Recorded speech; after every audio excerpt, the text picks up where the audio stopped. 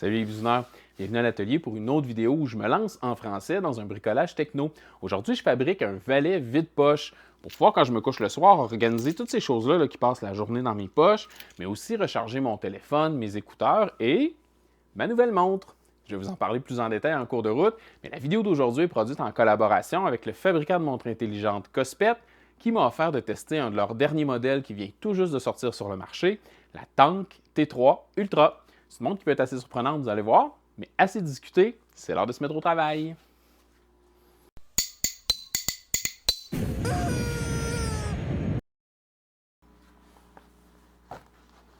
Donc mon plan pour arriver avec mon design de valet, ça va être de placer les items que je vais organiser sur la feuille de papier, puis de tracer une esquisse à main levée avec des mesures approximatives pour avoir une bonne idée de où chaque chose doit aller. Puis ensuite, on va aller plus en détail dans l'ordinateur. Mais pour le moment, je vais mettre le chargeur de la montre qui va aller à peu près ici. Mon téléphone, je vais mettre le chargeur sans fil du téléphone. On va faire quelque chose un peu comme ça. La montre ici. Ça va ressembler à ça. De ce côté-là, je vais mettre mes écouteurs.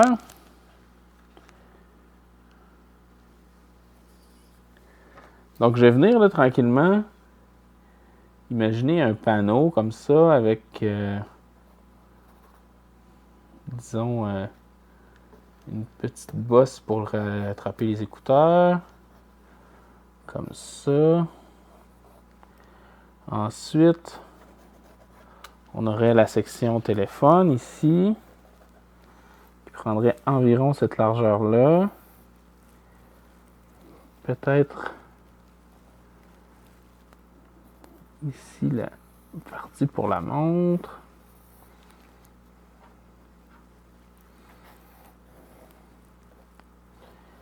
Puis ici peut-être une petite encavure pour les clés.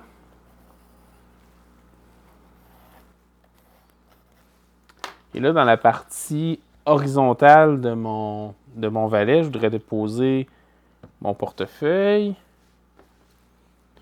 Je vais peut-être avoir besoin d'un peu plus de longueur ici. Mon couteau. Ou je pourrais lui faire une petite tablette un petit peu plus haute comme ça.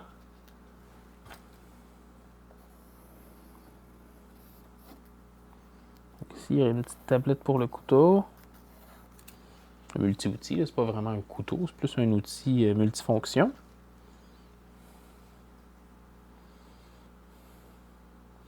Puis il resterait devant le téléphone là, un petit bac là, pour mettre les choses disparates comme la petite monnaie ou les petits trucs qui peuvent traîner dans les poches. Donc si j'enlève tout ça,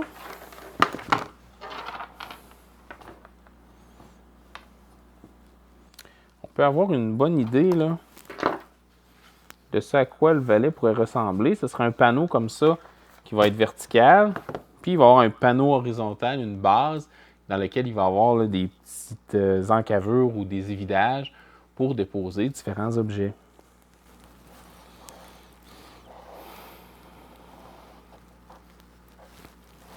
Donc je pourrais égaliser ça ici.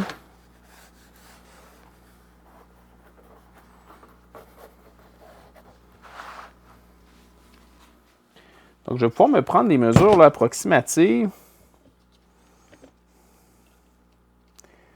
J'ai environ 9 pouces ici, 230 mm environ.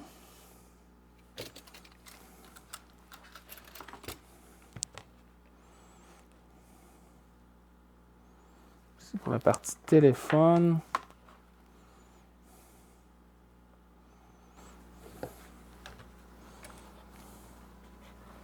Je vais peut-être baisser un peu cette partie-là, mais je ne peux pas trop baisser la partie des écouteurs parce qu'ils vont venir cogner sur la base.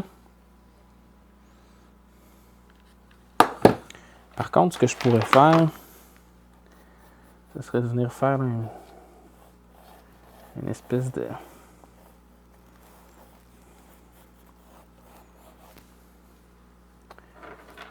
Pour la montre, j'ai besoin d'au moins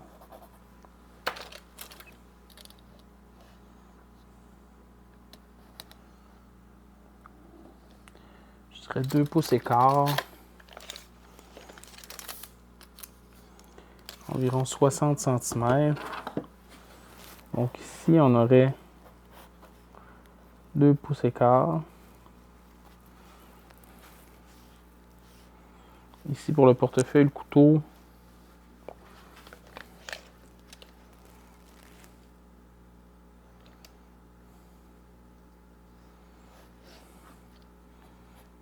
un pouce et demi. La tablette environ 3 quarts. Un pouce ici.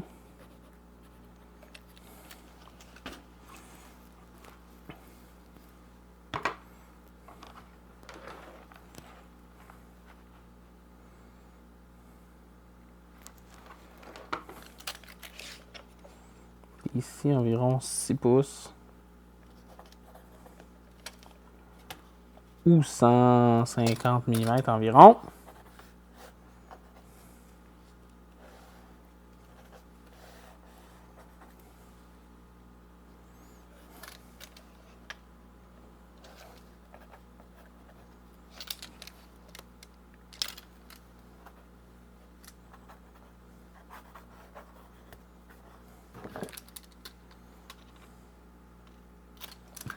Ici, ça me prend environ là, 1 pouce et quart dans la coche pour venir bien déposer l'arche de mes écouteurs.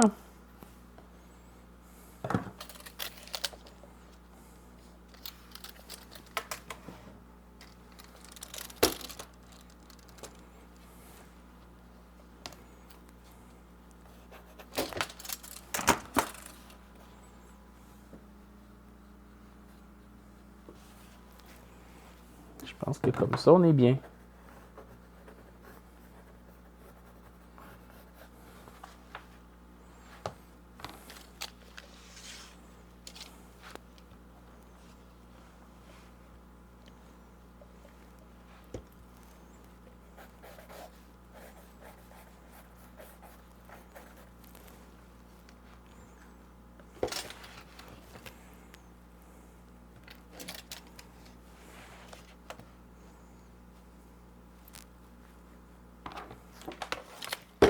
Quatre pouces et demi.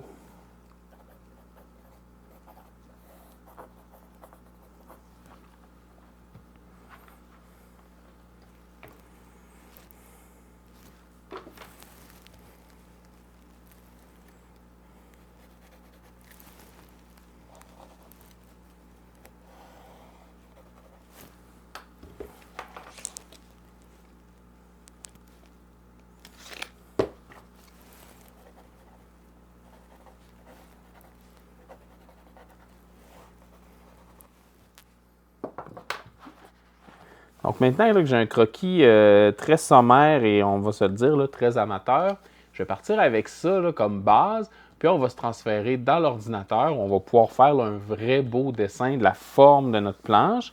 Puis ça va être ça notre prochaine étape.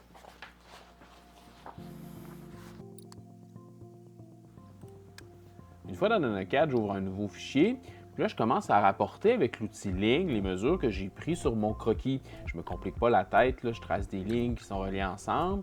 Et puis, j'essaye d'arriver le plus fidèlement possible aux mesures que j'ai placées là, sur les notes que j'avais prises sur ma feuille quadrillée.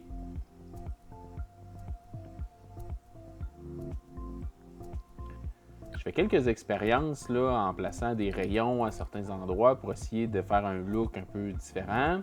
Puis là, comme vous allez voir, là, je fais plusieurs expériences là, à mettre des angles à certains endroits, des lignes à certains endroits. J'ai un peu de difficulté là, à arriver à un résultat qui soit vraiment à mon goût, mais en continuant d'expérimenter, puis en effaçant, puis en rajoutant des lignes, je suis fini par arriver à quelque chose là, qui me plaisait.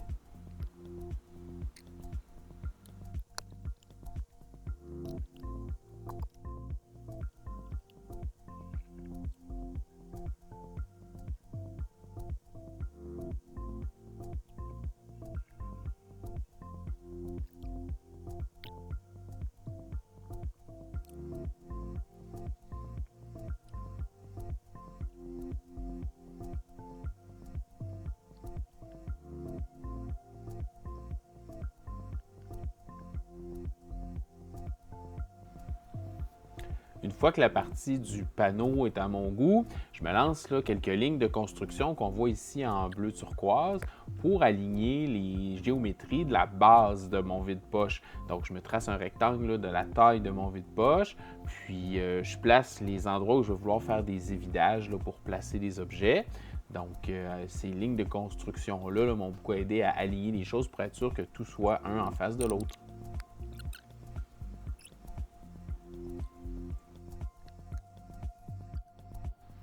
Je prends la mesure exacte des chargeurs que j'ai à intégrer dans mon panneau, puis j'ajuste le cercle là, que j'avais dessiné pour usiner l'endroit où le chargeur va être placé. J'ajoute aussi quelques lignes qui vont servir à faire des passages de fil. Les lignes qui vont du grand cercle au bas du panneau vont servir à faire passer le fil là, du chargeur jusqu'à la base du panneau. Et je rajoute un petit rectangle en bas qui, lui, va être un usinage là, barre en barre qui va permettre au fil de passer derrière le panneau. Même chose pour le chargeur de la montre. Je me dessine un petit passage de fil. Selon la manière dont le chargeur est fait, je n'aurai pas le choix de faire une rainure verticale que je suis en train de dessiner là, qui va me permettre de faire passer le fil de l'autre côté du panneau pour qu'il puisse aller se brancher là, dans le concentrateur USB que je vais installer derrière le panneau.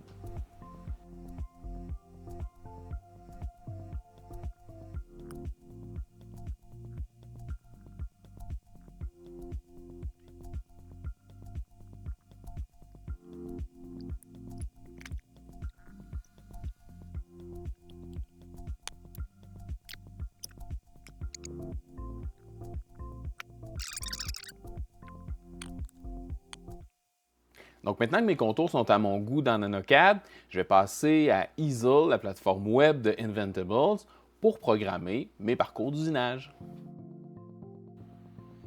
Donc une fois branché à mon compte Easel, je démarre un nouveau projet. Je vais renseigner là, les caractéristiques de la planche que je vais utiliser. Ensuite, je vais prendre l'outil 1/4 de pouce à bout plat. Et pour les paramètres de coupe, là, je vais entrer ceux qui correspondent à la machine que je vais utiliser. Moi, aujourd'hui, j'utilise la Baytech BT2430, mais selon la machine que vous utilisez, là, ces paramètres de coupe-là vont varier. Donc, c'est important là, de faire des expérimentations et de se renseigner à propos de notre propre machine pour savoir quels paramètres installer. Ensuite, j'importe ma géométrie que j'ai dessinée dans NanoCAD. On peut voir qu'elle est tout petite dans le coin. Là, un petit truc, si jamais ça vous arrive, j'ai dessiné dans NanoCAD avec les mesures en pouces, alors que mon dessin NanoCAD était paramétré en millimètres. Donc, je vais devoir multiplier par 25,4 la mesure de mon dessin pour retrouver les bonnes mesures. Bien important que le petit chaînon soit fermé là, pour que les mesures restent proportionnelles. Donc, on peut voir là, le dessin aux bonnes mesures. Ensuite, comme je vais avoir deux pièces à usiner, je vais me faire deux fichiers, un pour la base, un pour le panneau. Donc, du côté du panneau, je peux supprimer les géométries de la base, puis je vais faire le contraire de l'autre côté. Une fois qu'il me reste les géométries dont j'ai besoin, je vais les sectionner une par une pour renseigner l'endroit où je veux que l'outil passe, si c'est un évidage ou une découpe, et dans le cas des évidages, donner la bonne profondeur à ces évidages-là.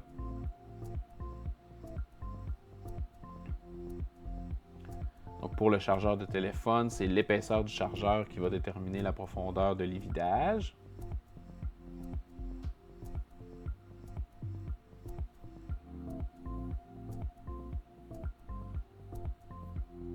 Ici, j'ajoute la géométrie là, rectangulaire qui va permettre là, de faire un trou dans mon panneau pour pouvoir faire passer le fil de l'autre côté vers le chargeur.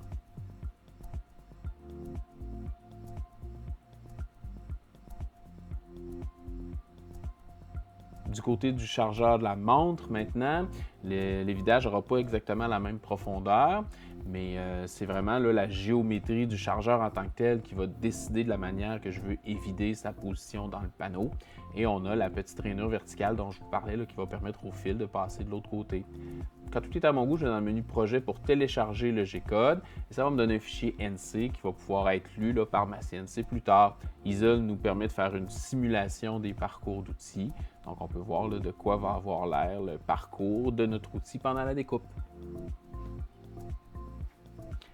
Maintenant, je m'occupe de la base. C'est un petit peu plus simple là, que le panneau. C'est seulement deux évidages là, pour placer les objets dans mon vide-poche. Donc, je m'assure de donner aux évidages la bonne profondeur. Puis, je suis déjà prêt à télécharger mon G-code.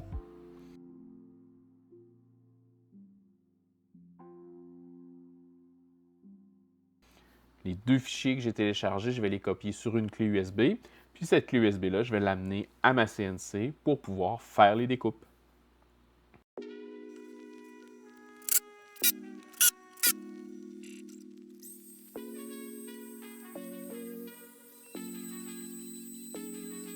Pendant que j'usine ça, 2 mois à propos de la vedette de la semaine, la Tank T3 Ultra de Cospet.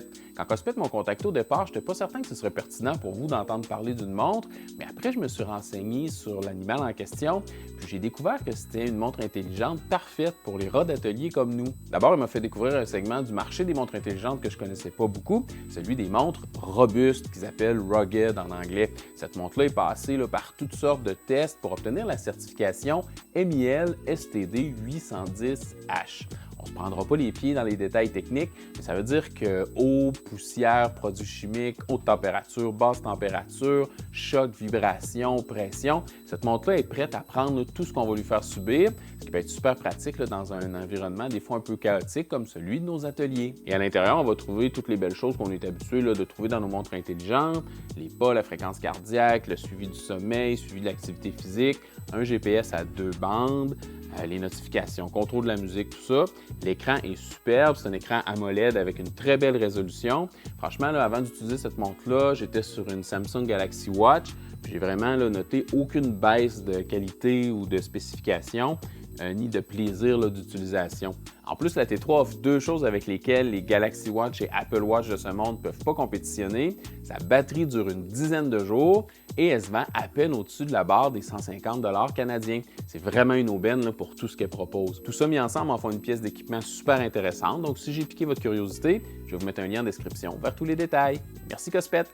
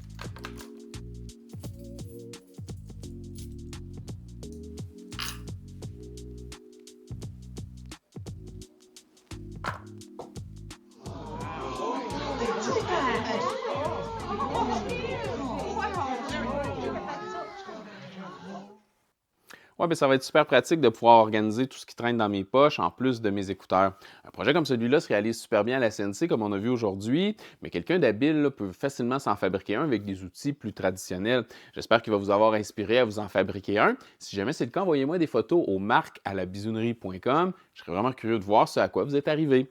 Maintenant, on va se dire les vraies choses. Si vous êtes encore à l'écoute à ce point-ci de la vidéo, vous êtes suffisamment intéressé par la chaîne pour vous abonner si ce n'est pas déjà fait, en plus de rejoindre notre grande famille de bisouneurs et de rien manquer de votre dose hebdomadaire de bricolage techno en français, vous allez m'aider à réaliser mon rêve impossible d'avoir un jour 100 000 abonnés. Et si vous avez encore besoin de quelques arguments pour vous convaincre, je vous conseille de continuer votre écoute juste ici. Ça devrait le faire. J'espère vous voir là-bas. Merci d'avoir pris le temps de regarder.